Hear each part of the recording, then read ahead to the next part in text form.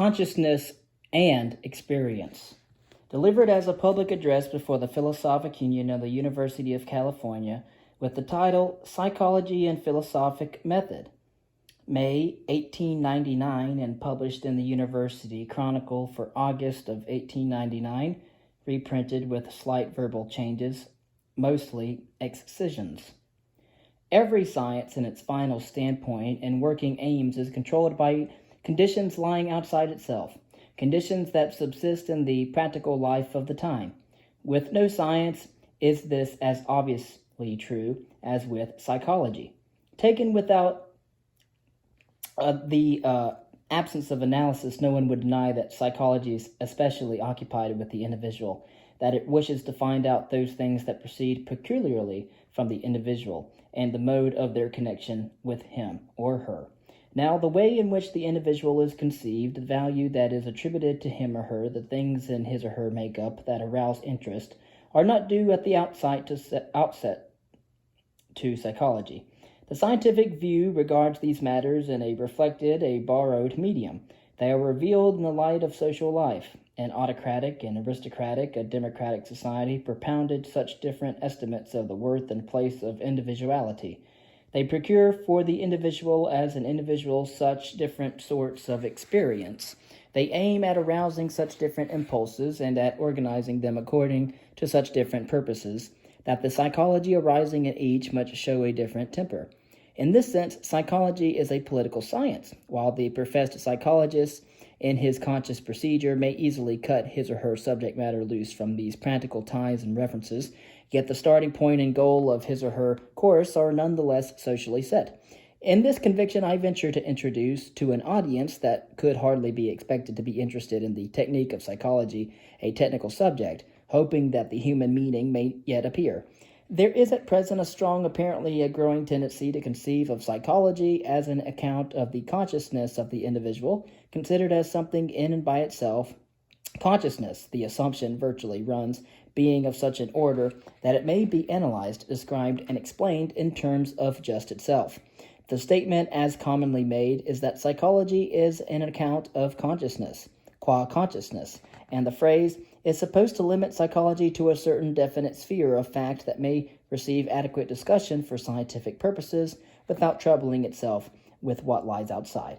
Now, if this conception be true, there is no intimate, no important connection of psychology and philosophy at large.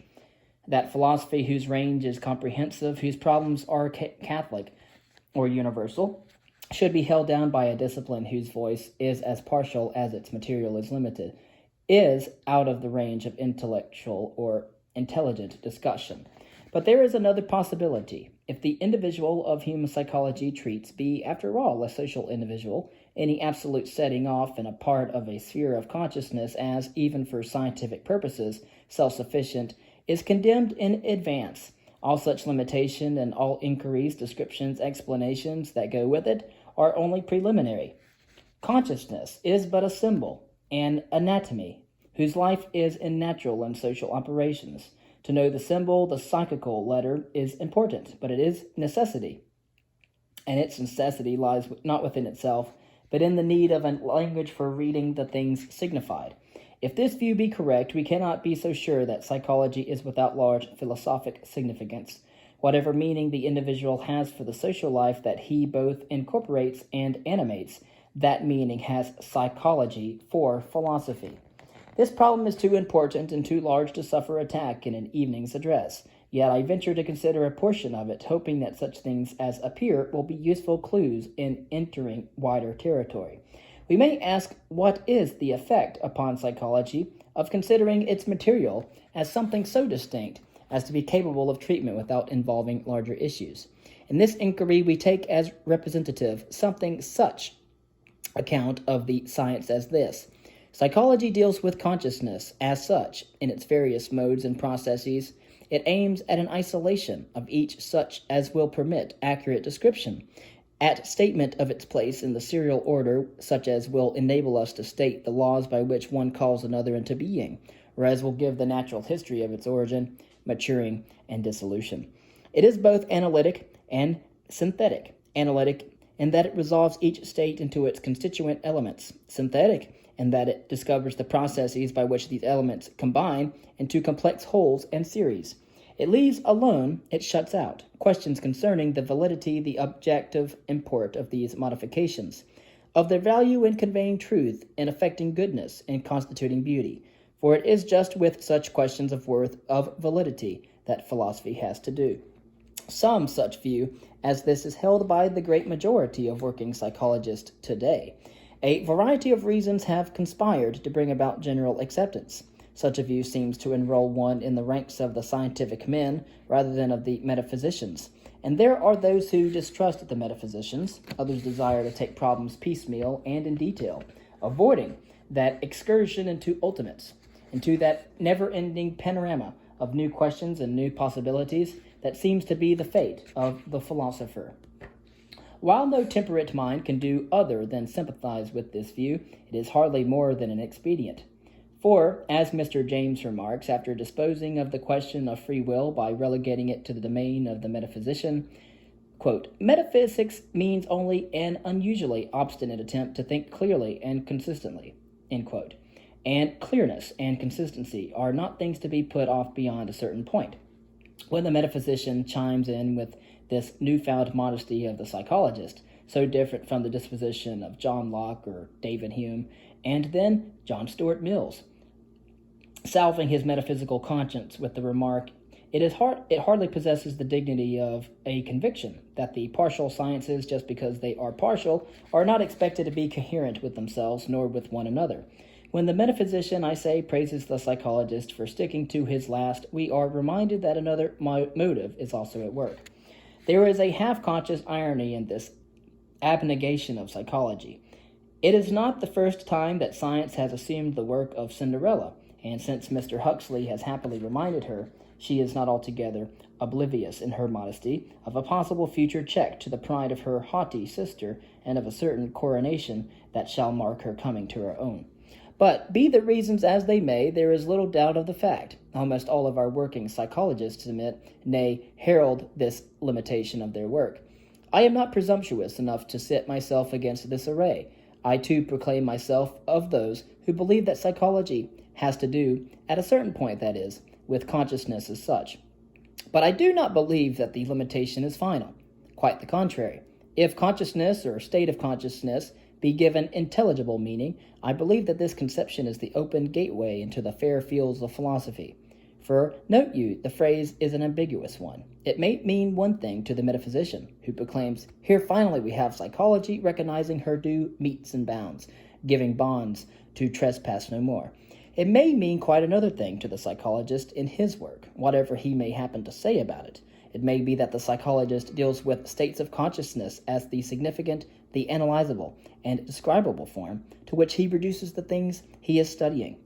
Not that they are that existence, but that they are its indications, its clues, and shaped for handling by scientific methods. So, for example, does the paleontologist work? Those curiously shaped and marked forms to which he is devoted are not life, nor are they the literal termini of his endeavor, but through them, as signs and records, he construes a life. And again, the painter-artist might well say that he is concerned only with colored paints as such, yet nonetheless through them as registers and indices, he reveals to us the mysteries of sunny meadow, shady forest, and twilight wave. These are the things in themselves of which the oils on his palette are phenomena. So the preoccupation of the psychologist with states of consciousness may signify that they are the media, the concrete conditions to which he purposely reduces his material, in order, through them, as methodological helps, to get at and understand that which is anything but a state of consciousness. To him, however, who insists upon the fixed and final limitation of psychology, the state of consciousness is not the shape of some fact takes from the exigency of investigation. It is literally the full fact itself. It is not an intervening term. It bounds the horizon. Here, then, the issue defines itself. I conceive that the states of consciousness, and I hope you will take the phrase broadly enough to cover all of the specific data of psychology, have no existence before the psychologist begins to work. He brings them into existence. What are we really after is the process of experience, the way in which it arises and behaves.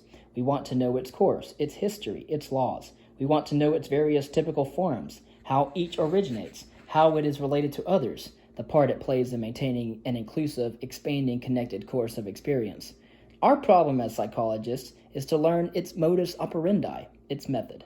The paleontologist is again summoned to our aid. In a given district, he finds a great number and variety of footprints. From these he goes to work to construct the structure and life habits of the animals that made them. The tracks exist undoubtedly. They are there. But yet he deals with them not as final existences, but as signs, phenomena in the literal sense. Imagine the hearing that the critic would receive who should inform the paleontologist that he is transcending his field of scientific activity, that his concern is with footprints as such, aiming to describe each, to analyze it into the simplest forms, to compare the different kinds with one another so as to detect common elements, and finally thereby to discover the laws of their arrangement in space.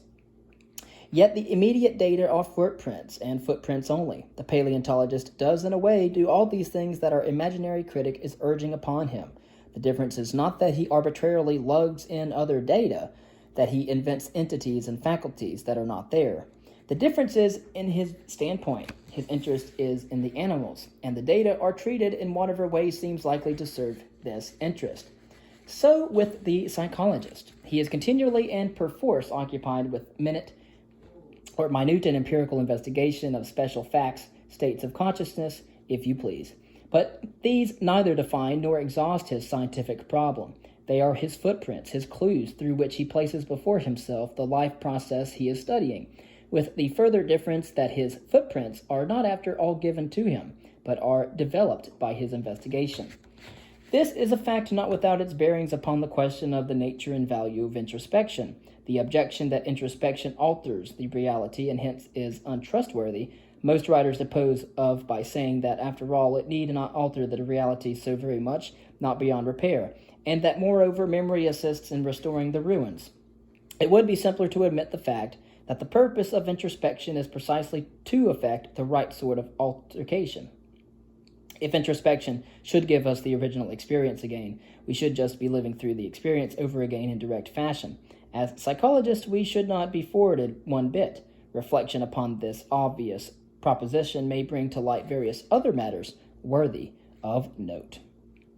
The supposition that these states are somehow existent by themselves and in this existence provide the psychologist with ready-made material is just the supreme case of the psychological fallacy, the confusion of experience as it is to the one experiencing, with what the psychologist makes out of it with his reflective analysis. The psychologist begins with certain operations, acts, functions as his data. If these fall out of sight in the course of discussion, it is only because, having been taken for granted, they remain to control the whole development of the inquiry, and to afford the sterling medium for redemption. Acts such as perceiving, remembering, intending, loving, give the points of departure. They alone are concrete experiences. To understand these experiences, under what conditions they arise and what effects they produce, analysis into states of consciousness occurs, and the modes of consciousness that are figured remain unarranged and unimportant, save as they may be translated back into acts.